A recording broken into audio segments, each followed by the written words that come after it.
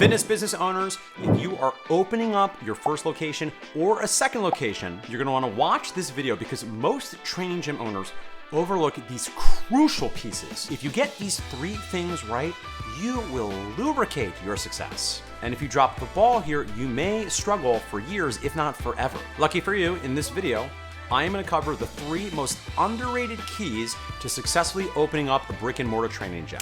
My name is Mark Fisher. If you like this video, head to businessforunicorns.com. You'll find out more about how we help training gym owners create more income, more impact, and more freedom. When Mark Fisher Fitness opened up our second location, we did not do these things well. And as much as we loved that location, as much as we did a lot of good work there and helped a lot of people, the reality is we missed these 3 underrated keys. So happily, my $500,000 very expensive mistake is going to be a learning opportunity for you. So our 3 underrated keys are: number 1, getting the real estate and the rent factor correct. Number 2, getting the build out correct and finding the right contractors and making sure you're managing that process. And number 3, you need to have a killer pre-sale strategy. You have to do a lot of work. You have to get some butts in the seat before you open the doors. So number 1, let's unpack the real estate rent factor, because this one is relatively simple. And this is where I see a lot of people get underwater before they even open up the door. Now, there are a number of accepted benchmarks in the fitness industry for training gyms and boutique fitness studios, but crudely speaking, we want to see this number under 15% of your total revenue. And if possible, closer to 12.5, even 10% is doable in a lot of markets, particularly if you're in a place where the real estate is cheaper. This is where this gets tough, right? Because sometimes you might find a facility, a location that is a pretty good deal square footage for your neighborhood, but the numbers just don't work. It doesn't matter that it's proportionally a good deal on a per square foot basis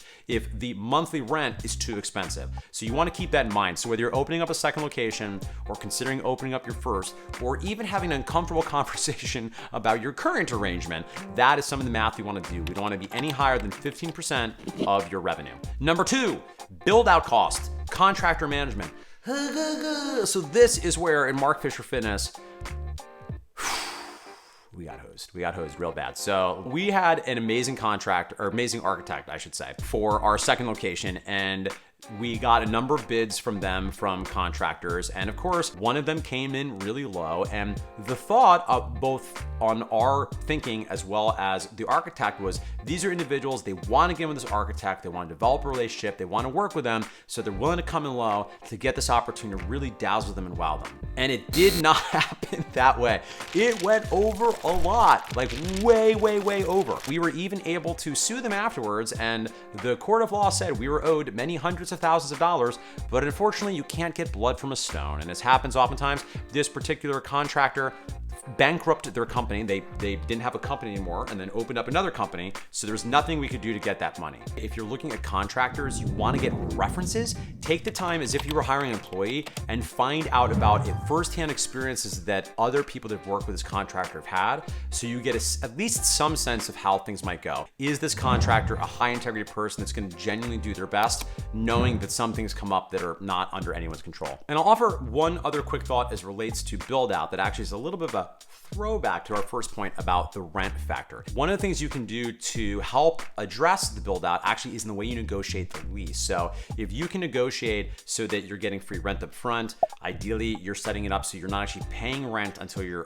doors are open, you're able to make money. There are a lot of different ways that can structure that. Again, we can't go into great detail. This is a YouTube video, right? But I would acknowledge part of what can help us with build out costs is actually going to happen on the front end, which is how you negotiate the terms for your rental agreement. And then lastly, 3 is pre-sales strategy. So pre-sales require at least 1, ideally 2 full-time people for at least 4, ideally 6, and possibly 8 weeks. So if you don't have your facility in a place where you can spend 8 weeks focusing on nothing but pre-sales, and you can't invest in maybe somebody else helping out with you, I don't know that you're in a position to really be opening up your first or your second location. Here's the thing that's interesting. If you're opening up your first location, ideally, one of the things I recommend people do whenever possible, when you're renting space from other people, which is how most of us start, build up that clientele base first. Wait until you've got a seed amount of clients, because that means once you open up the facility, you already have some,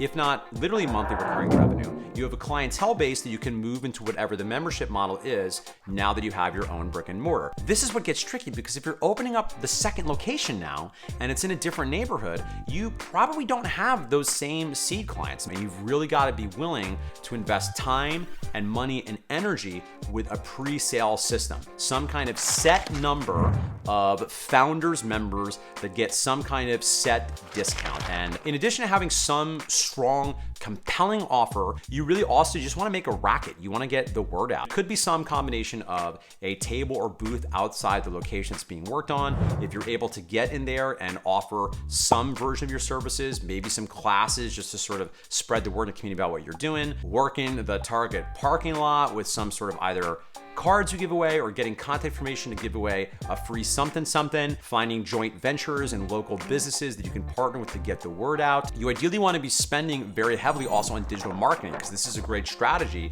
in a constrained geographic area to make sure everyone knows you exist. You're going to want to spend a lot of time and energy hitting the streets, making sure everybody knows about you, and having some compelling offer for people to give you a chance. Because to state the obvious, it's also a little bit more of an uphill battle to get somebody to commit even tentatively to a non-binding membership when they can't see the thing.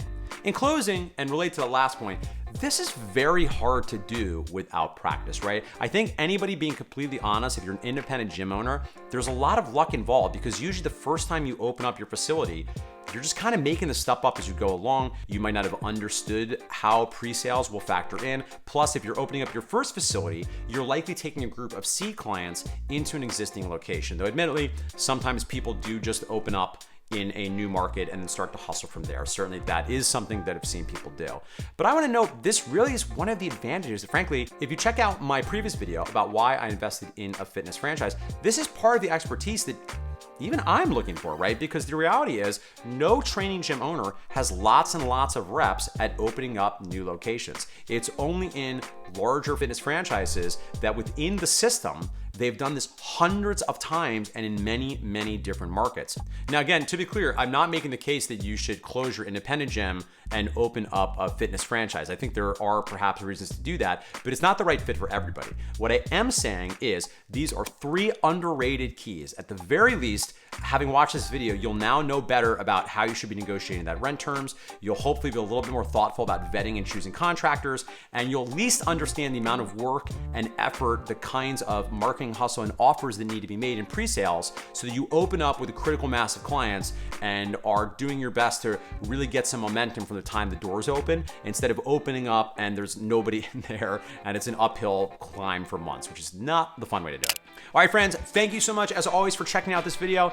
If you found it valuable, it really would mean a lot to me if you go ahead, hit that subscribe button. I'm really looking to get that subscriber count up. If you want to like the video and share with other training gym owner friends, my goal is for all fitness business owners to find this channel to get access to this free resource. Because I'll tell you what, I've made, as you know, a lot of mistakes, a lot of lessons over the past 11 years, and my costly mistakes are your scot-free learning opportunities. So thank you so much for helping me spread the word. I will catch you next time for future videos where I will share more actionable tips, psychological frameworks, and philosophy.